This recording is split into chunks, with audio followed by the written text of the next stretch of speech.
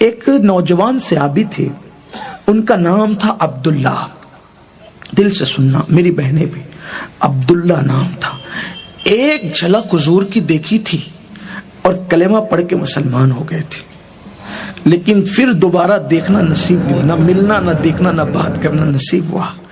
وہ بچپنے میں یتیم ہو گئے تھے اور مدینہ منورہ کے باہر رہتے تھے، دور. ان کے چچا نے ان کو پالا تھا اور ان کی ماں نے ان کے بچپنے میں یتیم ہونے کی وجہ سے جوانی میں بھی دوسرا نکاح نہیں کیا تھا کہ میرے بیٹے کا کیا ہوگا. تو ماں نے اور چچا نے مل کے پالا تھا. جب یہ مسلمان ہو گئے، ان کے چچا کو پتا چلا کہ میرا بھتیجا مسلمان ہو گیا. چچا نے بہت مارا اور کہا محمد کو چھوڑ دے. کہا چچا سب چھوڑ سکتا، ان کو نہیں چھوڑ سکتا. تو چچا مارتے مارتے تھک جاتا تھا، کہتا تھا رک تھوڑا آرام لوں گا پھر ماروں گا. پھر مارتا تھا، پھر آرام لیتا تھا، پھر مارتا تھا. لیکن بالآخر مارتے مارتے وہ تھک جاتا تھا. کئی دن بیتے، بہت مار کھایا، بہت پٹائی ہوئی، لیکن حضور کو نہیں چھوڑا، دین نہیں چھوڑا دین. آج کل تو تھوڑی تھوڑی بات پر لوگ مسلک بدلتے ہیں، مذہب بدلتے ہیں. آج کل کے لڑکے تو لڑکی سے نکاح کرنے کی وجہ سے بھی مذہب بدل رہے ہیں. ہائے ہائے ہائے، کیا دن دکھایا لوگوں نے. لیکن یاد رکھنا نقصان ہے نقصان. اگر جان دے کر بھی حضور کا عشق ملے تو سستا ہے، بہت سستا. یہ بہت سستی مے ہے. اگر جان دے کر بھی ملے تو سب کو نہیں ملتی نا، یہ سب کا مقدر بھی. بہت مار کھائی، نہیں چھوڑا آقا کو. بالآخر چچا ہار گیا، بھتیجا جیت گیا. اب وہ نہیں مارتا. ان کی حالت یہ تھی، روزانہ ماں کو آگے کہتے امی مجھے میرے محبوب کی بہت یاد آ رہی ہے، امی میں جاؤں مدینے جاؤں، ان کو دیکھنے جاؤں. ماں کہتی بیٹا تجھے پتا ہے نا تیرے چچا نے تجھے پالا پوسا بڑا کیا، اب وہ ناراض ہوگا. ابھی تو اس نے تجھے مارنا چھوڑا ہے بیٹا، تو جائے گا تو وہ بہت ناراض ہوگا. پہلی بات تو جانے ہی نہیں دے گا، کہیں بیٹا تجھے قتل نہ کر دے، میں برداشت نہیں کر سکوں گی تیری جدائی کا صدمہ. پھر دوسرے دن آئے وہی، تیسرے دن آئے وہی، بار کا یہ معاملہ. ایک دن آئے صبح تو ماں سے کہا ماں مجھے جانے دے، میں نہیں رہ سکتا ان کے بغیر. کہا بیٹا ٹھیک ہے جا، لیکن اپنے چچا سے پہلے اجازت لے لے، اگر وہ اجازت دے تو میری بھی اجازت ہے. وہ آئے، عبداللہ چچا سے پاس کھڑے ہوئے. چچا آپ نے مجھے بہت پیار دیا، محبت دی، چچا ایک احسان کریں گے؟ بولو عبداللہ. چچا مجھے میرے محبوب کی بہت یاد آتی، میرے آقا کی، کیا میں ان کی زیارت کے لیے جا سکتا ہوں؟ چچا کے دل میں تو حضور کے خلاف نفرت کی آگ بھڑک رہی تھی. اس کی آنکھ سے گویا کے انگارے لہو ٹپک پڑا. اس نے کہا اس سے ملنے جائے گا؟ معاذ اللہ. ہاں چچا ایک جھلک دیکھ کر واپس آؤں گا.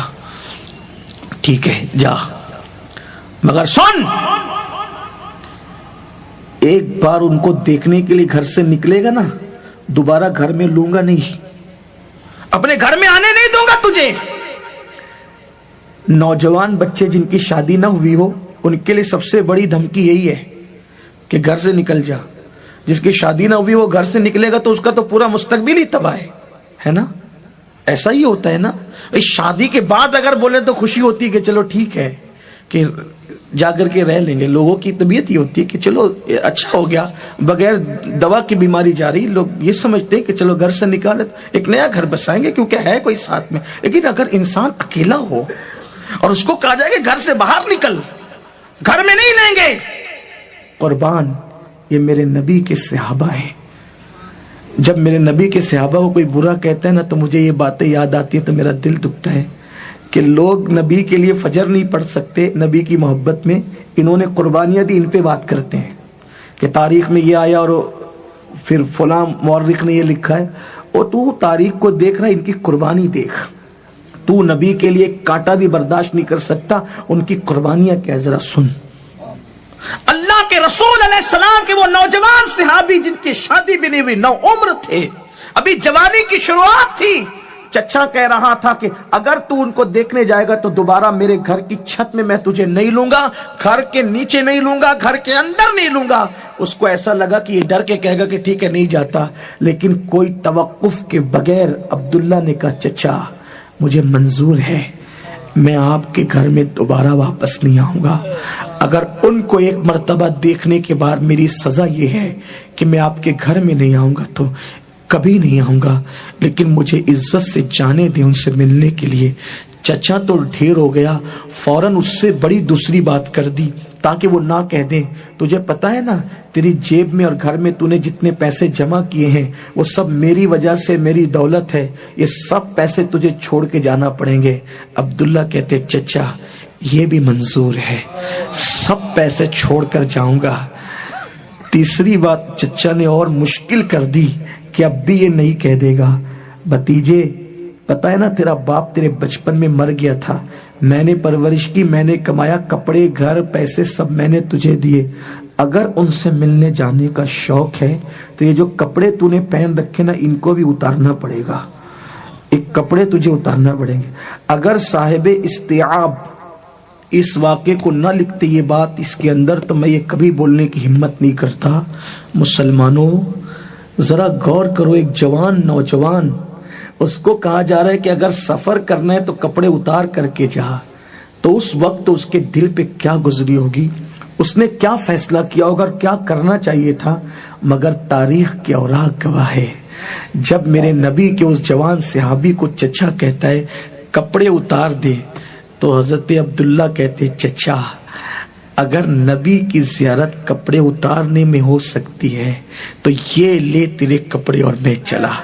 دونوں کپڑے اتار کر چچا کو دے دیے، ستر چھپایا، آخری زیارت کے لیے ماں کے پاس آئے، ماں مجھے کپڑے دلا دے، میں ننگے بدن مدینے کیسے جاؤں گا۔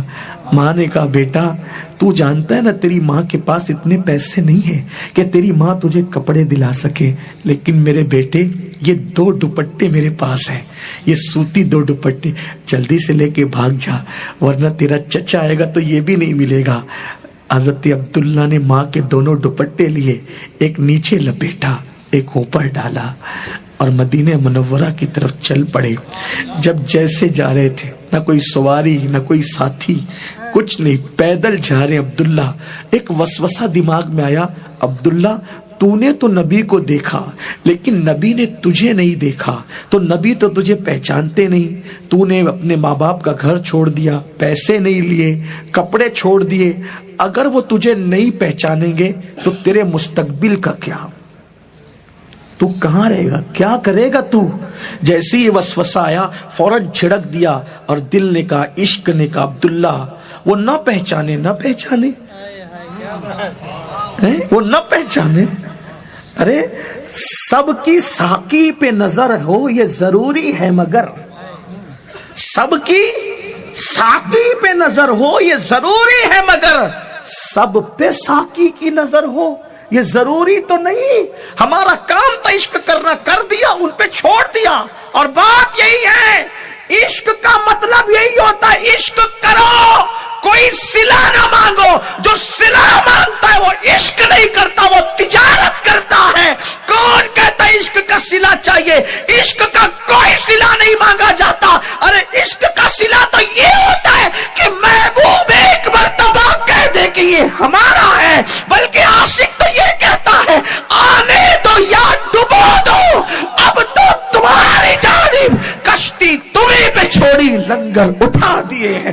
عبداللہ نے سوچا وہ نہیں پہچانے تو نہیں پہچانے، ہم جی لیں گے جیسے چاہے جی لیں گے، انہی دوپٹوں کو لپیٹ کر جی لیں گے، لیکن ایک جھلک محبوب کی دکھ تو جائے گی۔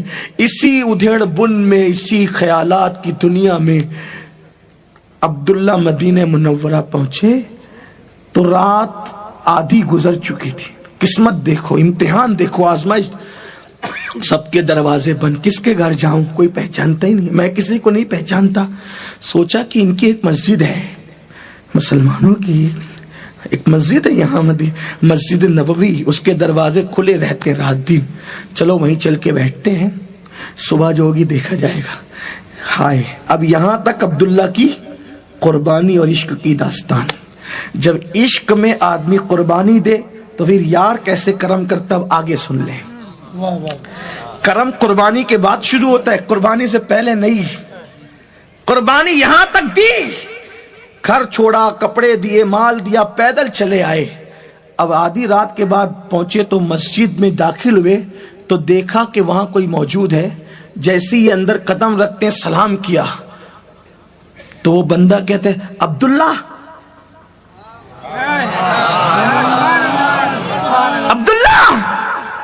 عبداللہ نے کہا آپ کون؟ میں بلال. آپ نے مجھے کیسے پہچانا؟ کبھی دیکھا نہیں، نہ میں نے آپ کو دیکھا، نہ آپ نے کیسے پہچانا؟ جب حضور آج عشاء پڑھا کر جا رہے تھے تو جاتے جاتے کہے بلال میرا ایک غلام ہے، نوجوان ہے، میرے عشق میں گھر مال کپڑے بھی اتار کے پھینک کر کے ماں کے 2 دوپٹے لپیٹ کے آ رہا ہے.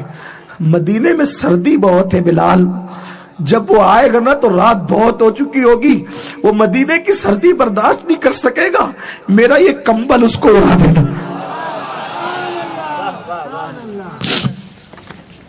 میرا ایک کمبل اس کو. عبداللہ نے کہا دل میں عبداللہ تو یہ سوچ رہا تھا کہ وہ تجھے پہچانے گا کہ نہیں، لیکن تیرے نکلنے کی داستان بھی وہ جانتا ہے، تیرے گھر چھوڑنے کی داستان بھی وہ جانتا ہے، تیرے کپڑے اتار کے پھینکنے کی داستان بھی وہ جانتا ہے. ایسا محبوب. اور جاتے جاتے اپنا کمبل دے گیا. یار کا کمبل اوڑھا. نیند کسے آتی تھی؟ کہتے ہیں کہ ہجر کی راتیں بڑی طویل ہوتی ہیں، بڑی لمبی ہوتی ہے، لیکن دل چاہتا تھا کہ جلدی صبح ہو. جلدی صبح کہاں ہوتی ہے؟ قیامت ہو گئی آج کی رات، کیونکہ یار کے دید کے شوق نے قیامت بنا رکھا، بڑی طویل کر دی رات کو. سفر جلدی کٹ گیا، رات نہیں کٹتی. جب بلال نے اذان پڑھی نا، وہ روح بلالی والی اذان، روح جھوم جھوم گئی. دنیا آنکھوں میں ہینچ نظر آنے لگی. کمبل اوڑھ کر منتظر تھے، وہ کب آئے گا، وہ کب آئے گا، وہ کب آئے گا. دروازے پہ نظر تھی، وہ کب آئے گا. ایک سے ایک چمکتے ہوئے ستارے آنے لگے. یہ ہے نہ یہ نہ یہ. میں نے ایک جھلک تو دیکھا تھا، وہ نہیں ہے. جب دروازے سے سب آ چکے تو دروازے پہ نظر تھی. بلال نے کھڑے ہو کے کہا حی علی الصلاح حی علی الفلاح. تو وہ اپنے گھر کے حجرے سے انداز دل ربانہ سے جب نمودار ہوا، عبداللہ نے گویا کہ دل پکڑ لیا ہوگا کہ کوئی ایسا بھی ہے جس کو دیکھ کر ایسا محسوس ہوتا ہے کہ جب بننے والا ایسا ہے تو بنانے والا کیسا ہو. لم یاتی نظیرو کفی نظرین مثلے تو نہ شد پیدا جانا. جگ راج کو تاج ترے سر سوہے ہے تجھ کو شہید و سرا جانا. لک بدر فی الوجہ الاجمل خط حال ما زلف ابر اجل ترے چندن چندر پرو کنڈل رحمت کی بھرن برسا.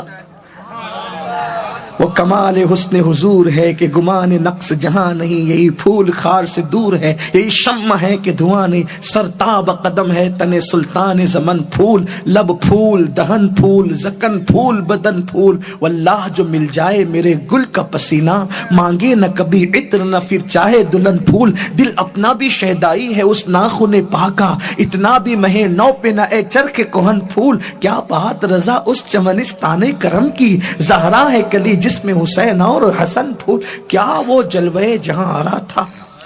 جلدی سے نماز مکمل ہوئی تو دل میں عشق انگڑائیاں لے رہا تھا.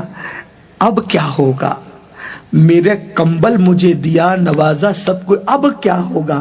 حضور کی عادت تھی نماز فجر پڑھا کر لوگوں کی طرف رک کر کے بیٹھ جاتے تھے. جیسے ہی بیٹھے سب پر نظر ڈالی، یہ ٹھنڈی میں کمبل اوڑھ کر بیٹھے تھے، چہرے کی ٹکیاں دکھ رہی تھی. آقا نے کہا عبداللہ کیسے ہو؟ دنیا کا عالم زیر و زبر ہو گیا. ہائے ہائے. میں یہاں کہتا ہوں لوگوں سے، کیا لوگوں سے دل لگا رہے ہو جو تم سے مسافہ کرنے میں بھی ناک چڑھاتے ہو؟ ان ہیرو سے تم دل لگا رہے ہو جو تم سے کبھی مسافہ بھی نہ کریں، ان کے گھر جاؤ تو فوٹو کھچانے کی بات کرو تو ان کا گیٹ کیپر تمہیں گالی دے کر بھگا دے، اس سے عشق کر رہے ہو؟ جو اپنا ہاتھ تمہارے ہاتھ میں ان ہیروں سے کرکٹروں سے عشق کر رہے ہو، ان کے لیے لاکھوں روپے خرچ کر کے تالیاں پیٹتے ہو، کبھی تمہارا نام بھی نہیں جانتے۔ ارے جو تمہارا نام، تمہارے باپ کا نام، تمہارے خاندان کا نام جانے اور وہ اپنی جان سے زیادہ ہم سے پیار کرے، آؤ نا ان سے پیار کریں۔ حضور سب کو جانتے ہیں، اسی لیے میری جماعت کے ایک بہت بڑے مفکر نے یہ بات کہی تھی، ہر منزل پہ چلنے والا آدمی جب تک منزل تک نہیں پہنچتا ہے کامیاب نہیں ہوتا، لیکن عشق مصطفیٰ کا راستہ ایسا ہے، منزل پہ گیا تو کامیاب ہے، جہاں تھک کے بیٹھ جائے منزل وہاں چل کر چلی آتی ہے، وہاں ناکامی کا تصور نہیں ہے، وہاں ناکام۔ ارے یہ کیسا محبوب ہے، مر جائیں تو قبر میں آئے، میدان محشر میں حوض کوثر کا جام پلانے آئے، میزان پر نیکیوں کا پلہ بھاری کرانے آئے، اللہ سے ملنے جائیں تو اپنے لیے کچھ نہ مانگے، اپنی امت کے لیے ہمارے لیے مغفرت مانگے۔ ارے جس نے ہمیں کبھی نہیں بھولا ہم اس کو کیوں بھول رہے ہیں؟ آؤ اپنے آقا سے تجدید وفا کریں، وفا کا عہد کریں اور ان کے قریب آئیں، ان سے رشتہ مضبوط کریں، ان سے معافی مانگے۔ ارے جو جان کے دشمنوں کو معاف کر دے وہ اپنے غلاموں کو کیوں معاف نہیں کریں گے؟ آؤ نا ان سے قریب آئیں۔ آقا نے کہا عبداللہ کیسے ہو؟ حضور کے قدموں کو میں گر گئے، حال دل سنایا، صحابہ سے کہا دیکھو اس کا خیال کرنا۔ اب حضور کے یہاں وہ رہنے لگے۔ ایک دن ان سے کچھ ہو گیا، حضرت فاروق اعظم نے ان کو بہت زبردست ڈانٹا، بہت ڈانٹا تو یہ بہت گھبرا گئے، پہلی بار اتنی ڈانٹ پڑی تھی۔ یہاں آنے کے بعد سوچا اتنی ڈانٹ پڑی کہ اندر سے بھر گیا ہوں، اگر حضور سے ملا برداشت نہیں ہوگا، رو پڑوں گا، اور رو پڑوں گا تو پتہ نہیں کیا ہوگا پھر۔ تو سوچا آج جب حضور خطبہ دیں گے تو حضور کے سامنے نہیں جاؤں گا، چھپ کے بیٹھوں گا۔ چھپ کے پیلر کے پیچھے بیٹھ گئے، مسجد کے ستون کے پیچھے۔ حضور جیسے ہی ممبر پہ گئے برداشت نہیں ہوا، جھانک کے حضور کو دیکھا رو پڑے، ایسے آنسو آئے، ان کو دیکھ کر ایسے آنسو آئے کہ رو پڑے، روتے روتے ہچکیاں بن گئی۔ مگر واہ رے، غلاموں کے ناز اٹھانا کوئی ان سے سیکھے۔ اگر حضور ممبر پہ بیٹھ کر ان کو بلاتے تو بھی ان کی معراج تھی، لیکن حضور نے جب ان کو روتے ہوئے سنا تو دیکھا عبداللہ، حضور خود ممبر سے نیچے اترے، ان کے لیے ممبر سے نیچے اترے، گئے سینے سے لپٹایا۔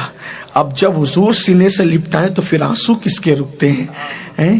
اللہ اکبر، بچا بچا کے رکھ طیبہ کے، یہ اشک نہیں ہے ادھر ادھر کے لیے، یہ اشک نہیں ہے ادھر ادھر کے لیے، بچا کے رکھ اسے طیبہ کی رہ گزر کے لیے۔ اللہ اکبر، حضور نے سینے سے بہت روئے، کیا ہوا بولتے نہیں، کیا ہوا بولتے نہیں۔ حضرت فاروق اعظم کہتے حضور میں نے اس کو ڈانٹا ہے، اس سے ایسی ایسی غلطی ہو کہ میں نے اس کو ڈانٹا ہے۔ سرکار نے کہا یہ سچ ہے؟ اب ان میں ہمت تو نہیں تھی فاروق اعظم کی کوئی شکایت کرنے کی، لیکن سر ہلا کے کہا سچ ہے حضور، مجھ سے غلطی ہوئی تھی، انہوں نے مجھے بہت ڈانٹا، اب مجھ سے برداشت نہیں ہوا، میں نے رو کے سب نکال دیا۔ سرکار نے کیا کہا پتہ ہے؟ عمر، اس سے غلطی ہوئی تھی، تم نے ڈانٹا، لیکن اس کے بعد یاد رکھنا یہ بہت قربانی دے کے یہاں پہنچا ہے سب چھوڑ کے، یہ کچھ بھی کرے اس کو کوئی نہیں ڈانٹے گا، کچھ بھی کرے اس کو کرنے دینا، اس کو ڈانٹنا نہیں۔ یہ ناز تھے، یہ انداز تھے۔ پھر حضور نے بہت لاڈ پیار سے انہیں پالا پوسا۔ ایک دن آیا جنگ تبوک کے موقع پر، حضور جنگ میں گئے، وہاں گئے تو حضرت عبداللہ ابن مسعود بیان کرتے ہیں اچانک آدھی رات کو میری آنکھ کھلی تو میں نے سوچا کہ حضور کی یاد آ گئی، چلو حضور سے ملتے ہیں۔ میں حضور کے خیمے میں گیا تو حضور نہیں تھے، صدیق اکبر کے خیمے میں گیا وہ بھی نہیں تھے، فاروق اعظم کے خیمے میں گیا وہ بھی نہیں تھے۔ میں پریشان ہوا، ارے کوئی نہیں ہے، کیا ہو گیا، کوئی بلا تو نہیں آئی؟ جب میں باہر نکل کے دیکھا تو میں نے دیکھا مشعلیں جل رہی تھی اور اجالا تھا۔ میں دوڑا وہاں گیا تو دیکھا کہ کسی کا انتقال ہو گیا تھا۔ میں نے غور سے دیکھا وہ کوئی اور نہیں تھا، وہ عبداللہ تھا۔ میں نے دیکھا باتیں ہو رہی تھی، کیونکہ مدینہ منورہ کا دستور تھا کہ جس کا انتقال ہوتا ہے اس کو غسل گھر کے لوگ دیتے ہیں، قبر گھر کے لوگ کھودتے ہیں، لٹاتے بھی قبر میں گھر کے لوگ ہیں۔ میں نے سوچا کہ اس کا انتقال ہوا، یہ نوجوان یہ چند دن پہلے تو آئے تھے، اب انتقال ہو گیا۔ تو میں نے دیکھا کہ اللہ کے رسول کہہ رہے تھے ابو بکر اور عمر تم دونوں اس کو غسل دینا، کفن پہنانا اور قبر کے انتظامات تم دونوں نے کرنا۔ عبداللہ ابن مسعود کہتے ہیں میں حیران تھا، کیا اس کا مقدر ہے، ابو بکر و عمر اس کو غسل دیں گے؟ انہوں نے غسل دیا، کفن پہنایا، قبر میں اترے، وہی مشعلوں کی چراغوں کی روشنی تھی۔